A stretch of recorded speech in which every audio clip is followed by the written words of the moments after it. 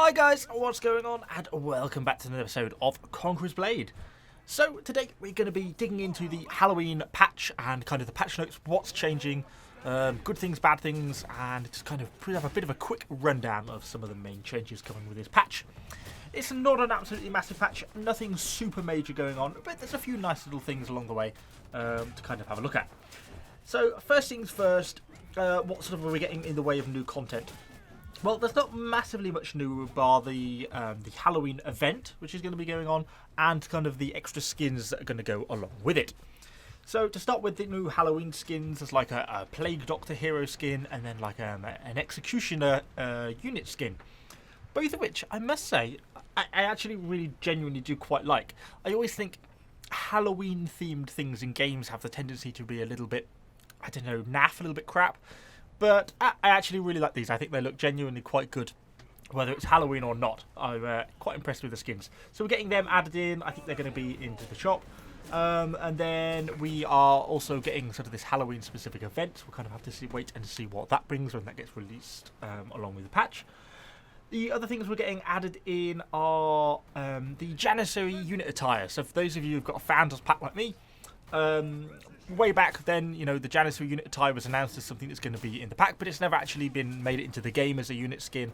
And yes, it's finally coming in. Hopefully I'll put a picture of it up on the screen now. So we're finally going to get that in as a unit skin. So you'll be able to transfer that from your personal storage through to, you know, be able to actually have it in game.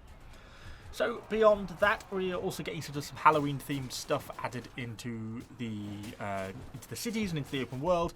You know, as you wander around the cities now, you should see pumpkins and stuff on the corner and other Halloween-themed things. So that'll be kind of cool. Something a little bit different, a little bit of a different theme setting going on. And yeah, that's kind of it for the sort of the Halloween-themed stuff that's getting added into the game. But that's kind of cool. Moving on from that, we've got some adjustments to the Battle Pass. Mostly around the individual challenges that you have to complete. So, you know, instead of having to push siege towers to scale the ramparts twice, it's now going to be siege towers to scale the ramparts once. It's basically adjustments like that. Just going to be changing the difficulty of the challenges, mostly to make them easier for the weekly challenges. Yeah, nothing there that strikes me as shockingly bad. I'm not going to read you out every single one because there's like 30 of them. But yeah, pop round and have a little look at them, see if there's anything that's going to affect you drastically. But yeah, generally sort of steps in the right direction. I think that's certainly a good thing on some of them to be to reducing them, particularly ones like the battering ram. You know, you don't have to be pushing a battering ram to a gate 3 times, particularly when it can sometimes be pretty hard to actually get hold of that battering ram at the start of a battle. So moving on to them from there, a few little small quality of life changes. Auction house, they're just adjusting some more of the guidance prices. That's certainly not a bad thing. Things like powdered silver and steel shavings, the two hero crafting stuff. There's other things like special helmets, gloves and boot schematics are kind of getting their prices, their guide prices bumped up, so you'll be able to list them for hire. Yeah, that's a good thing. If the natural value of these items is higher, then they should be allowed to be listed at their true value and what people want to list them at. So yeah, all for that. Now, this one is put as like a throwaway comment, but I honestly think this is the greatest thing in this patch. And I'm just going to read it to you word for word. So it's called Inventory and Personal Storage. Items of the same type will now automatically stack upon emptying your inventory. Oh, I've been waiting for something like that for such a long time. I hate the fact that whenever you get, you know, same items, multiple skill pages, particularly in my personal storage, they don't stack, and you have to manually drag them on top of each other. I know it's an irrelevant thing, and it's only very basic, but automatic stacking. Big thumbs up from me. Really pleased about that one. There's a couple of map changes going on as well. Harbour City is getting a few changes, mostly to benefit the defenders. They're going to get a little bit more trebuchet defense on their final point, which actually makes sense. Once you get past the A point, you know, and start to push it onto the final flag, it's such an open flag for the defenders to actually try and hold that, you know, they do have a really hard time of it. And so I think that's definitely good to have a bit more cover there.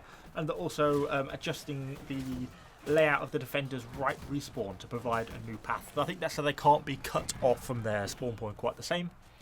And then Orgolia is also having some changes, a little bit of rework around point D. There's not an explanatory map with these two at the moment, so it's a little bit hard for me to fully clarify, but it seems they're going to rework the points around point D a little bit. So we'll kind of have to see how that looks when it actually gets introduced. So we've also got some minor territory war changes. Although this is going to affect things, so if you're sort of big into your territory wars, this is going to be kind of an important one.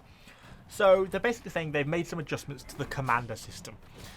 So currently in a battle, in a territory wars battle, if you declared war on an enemy city and you declared really early on, then you'll probably be the ruling house, the ones who's in charge of that attack. Now, if you turn up with your 15 people and start to attack that city, but a second house, which has nothing to do with you, also turns up and starts to attack that people, you could end up split with 7 from each house trying to take the city. It actually turns into sort of a competition to try and take the city. But to sort of counter that, you then had the option to basically kick people out if you were the ruling house. So the ruling house had the option to remove other players from the battle. But it kind of seems that some people have kind of been abusing this by having sort of alt houses and stuff declaring war on their own cities. So then enemies actually come and try and attack them. They can just kick enemy players out from the attack and basically prevent them from taking the city. So basically, in order to deal with this sort of malicious, slight kind of exploit, in order to deal with the malicious kicking issue, they've made a few changes.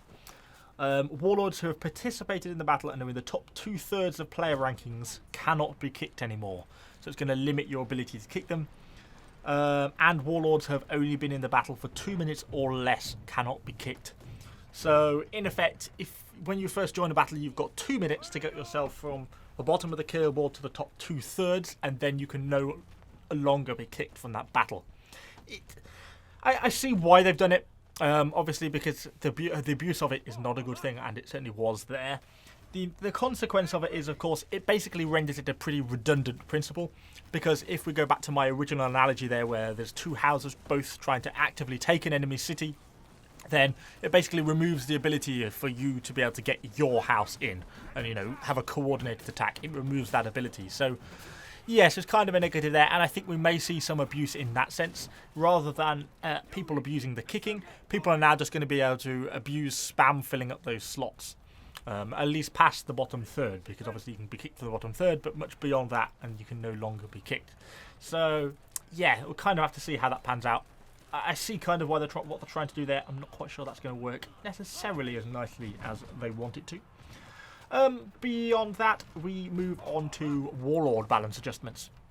Nothing major going on here. It's basically a across-the-board change to level 3 skills. Is what they were looking at. They seem to have noticed that some of the tier 2 skills, the level 2 skills, are as strong, if not stronger, with the mastery points as the tier 3s, and so they're basically buffing all Warlord's tier 3 skills. So the short sword, it's a 5% damage, 3% damage, not all between 3 and 5% damage increases, to either armor penetration or damage on the tier 3 skills. Nothing massive, and that's pretty consistently across the board, so yeah, that seems like some fair changes there. No complaints there. And then we move on to ranged hero damage loss. So apparently they figured out that damage loss when shooting through several enemies wasn't working properly. So they've decided to make a fixed adjustment. So every time a Warlord shoots through an enemy, damage loss will be reduced by 30%. So I think this is going to affect things like the lightning bolt on the bow, where it hits multiple enemies at once. So each person it hits following the first hit is going to get 30% less damage. So it's basically a nerf to hitting multiple units at once. It's kind of similar in a way, I believe, to the way melee heroes have a nerf. If I swing my poleaxe through one enemy, then I get full damage. The second enemy it's slightly less. The third enemy it's even less. The fourth enemy it'll be down to basically nothing. And that's going to be a similar effect on the way it works with the bows. I think it's the lightning bolt for the bow, and then I think the steel tipped arrow I want to go for the short bow, something like that. So it's going to affect both of those. There's a couple of animation changes going on for the longsword, poleaxe and spear. Nothing major there, nothing too much to worry about. But then we move on to unit balance changes. So the first one I'm kind of sad about. Prefecture archers, they need a nerf. I get it. They definitely are overpowered. They're an amazing unit, but I'm kind of sad because I absolutely love my prefecture archers. But unfortunately, they are getting a bit of a nerf, mostly to their range. And it says adjust the maximum shooting range to 87 meters. So instead of the 110 they can get, or something, or 120 they can achieve with arrow range. So yeah, so that's being quite heavily nerfed on the rain. and they're going to make up for it by increasing the 100 paces, which is giving them the extra shooting range, by mustering, so it adds one more soldier to the unit. So it's going to be a slightly bigger unit. So at close range, they may actually be slightly more powerful. Moving on from them, we have Terrico Arquebusiers. Not a unit I actually have myself, but I've heard people hate them, mostly because of their inaccuracy. They're getting a massive buff to accuracy. Increase the accuracy of attacking surrounding nearest units by 25%. Accuracy of attacking designated area at 20%. They're also getting increased damage in melee combat, so that's good for them as well. So yes, a real buff there to the Terricos. Javelins, again, across the board, getting a slight buff. Nothing massive, but just a small little change there, which is nice. Iron Reapers. So these are a unit that, personally, I feel could kind of benefit from a little bit of a nerf, and they sort of do and they sort of don't in this patch. So, decrease the blunt damage for charge with flails by 30%. So it's basically a 30% charging nerf, which is good. That's quite a significant nerf, which is a good thing.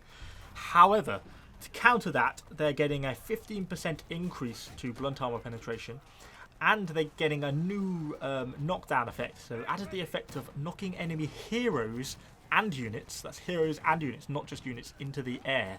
So we're going to have to see how that actually comes to effect. It's going to be kind of annoying if you ever walk up to an Iron Reaper and you get sent flying 5 meters through the air. It's going to be kind of a little frustrating. So yeah, I'll have to see how that actually plays before I pass too much judgment on that one. Longbows, having some changes with the skills. The focus fire has some limitations, and going to replace that with a tracking ability.